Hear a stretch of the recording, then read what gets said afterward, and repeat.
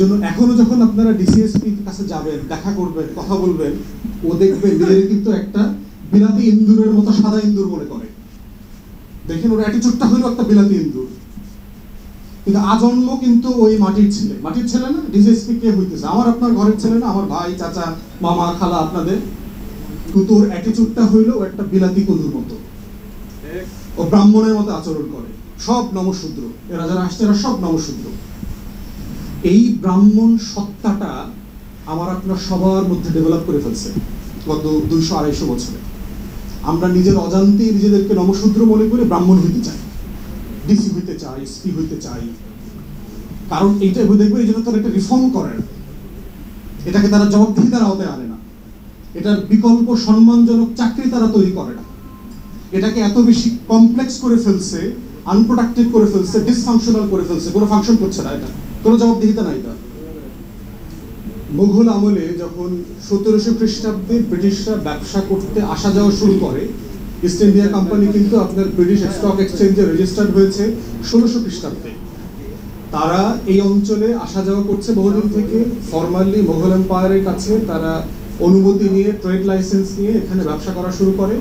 সেই 1700 খ্রিস্টাব্দে সারা দুনিয়ার যে জিডিপি, এই জিডিপির 28% উৎপাদিত হতো মুঘল এম্পায়ারে।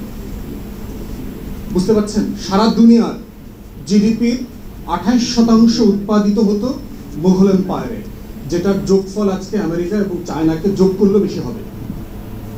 পৃথিবীর সবচেয়ে দুইটা বড় অর্থনীতির দেশ আজকে 2024 সালে যা প্রডিউস করে, 1700 খ্রিস্টাব্দে আমরা এই মুঘল এম্পায়ার তার থেকে বেশি প্রডিউস করতাম।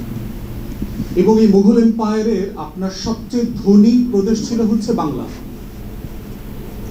এই যে 28% জিডিপি বললাম মুঘল এম্পায়ারের, এই 28%-এর মধ্যে 13 থেকে 14% প্রডিউস করতে হচ্ছে বেঙ্গল। আপনারা যদি হিস্ট্রি পড়েন আপনারা দেখবেন যে আজকে শুধু 40 বছর থেকে আমাদের নারী কর্মীরা কাপড় বানাচ্ছে, ব্যাপারটা তা না। 16 শতাব্দীতেও আমরা বেস্ট ছিলাম এই যে সুইং করা, টেইলারিং করা, প্রডিউস করা। মসলিনের কথা আপনারা শুনেছেন যে আমরা রূপকথার গল্পের মতো করেছি না, যে শুয়ের ফুটা দিয়া মসলিনের একটা শাড়ি, 16 হাতের শাড়ি, 11 হাতের শাড়ি বের করে নিয়ে আসা যাইত। একটা ম্যাচ বক্সের ভিতরে একটা মসলিন শাড়ি ঢুকিয়ে রাখা যেত। এটা এত সফিস্টিকেটেড ছিল, এত সফট ছিল সেই মসলিন, এবং আমরা ছিলাম এটার প্রাউড প্রডিউসার। চায়নার সাথে ব্রিটিশদের এবং আরো ইউরোপিয়ানদের সাথে স্পাইস ওয়ার হয়েছে, আপনারা হয়তো জানেন যে মশলা রপ্তানি নিয়ে যুদ্ধ হয়েছে। যে এই মুঘল এম্পায়ারে ভারতবর্ষে যে মশলা উৎপাদিত হয়, এই উৎপাদন করবার, ম্যানুফ্যাকচার করবার, এক্সপোর্ট করবার লাইসেন্স কার্ড থাকবে, কার্ড থাকবে না, এটা নিয়ে যুদ্ধ হয়েছে। তাহলে আমার দেশ কত রিচ ছিল। 1757 সালের 23শে জুন পলাশীতে বাংলার স্বাধীনতা হারায় বাংলা। তার পরের দিন 24 তারিখে লর্ড ক্লাইভ, আপনারা জানেন তখনকার ব্রিটিশ সেনাপতি ছিল, পরে ভাইসরয় হয়েছে, সে বলেছে যে আমি মুর্শিদাবাদের বাজারে যাব। আমি ভাবছি, কারণ তার যে কুটি বাড়ি এবং তার যে ফোর্ট, এটা মুর্শিদাবাদের বাজারের উপর দিয়ে যেতে হতো। তো আজকে সম্ভবত ঘোড়ায় করে যদি আমি মুর্শিদাবাদ বাজার ক্রস করি, বাংলার মানুষরা সম্ভবত আমাকে কেটে কুচি কুচি করে ফেলবে। সারপ্রাইজিংলি সে তার আত্মজীবনীতে লিখেছে যে আমি যখন মুর্শিদাবাদ ক্রস করলাম, দেখলাম পরশু দিনের মতোই, যুদ্ধের আগের দিনের মতোই, গ্রামের কৃষক তার লাউ গাছের লাউটা আমাকে দিল, 2টা বেগুন আমাকে দিল, আধা কেজি সিম দিল, আধা কেজি চাল দিল। সাদা মানুষ আসছে, বুঝেন না? সাদা মানুষের অনেক দাম বাংলাদেশে, দেখছেন না? যে ইঁদুরটা সাদা হয়, এই ইঁদুরটাকে বিলাতি ইঁদুর বলে। বাংলাদেশে দেখবেন যে লাউটা বড় হয়, এটাকে বিলাতি কদু বলে আমাদের দেশে।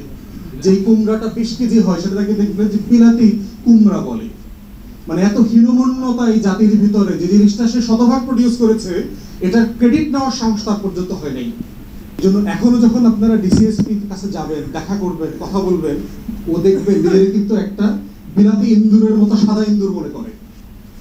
দেখেন ওর অ্যাটিটিউডটা হলো একটা বিলাতি ইন্দুর, কিন্তু আজন্ম কিন্তু ওই মাটির ছেলে না। ডিসিএসপি কে হইতেছে? আমার আপনার ঘরের ছেলে না, আমার ভাই, চাচা, মামা, খালা আপনাদের। কিন্তু ওর অ্যাটিটিউডটা হইলো একটা বিলাতি কদুর মতো।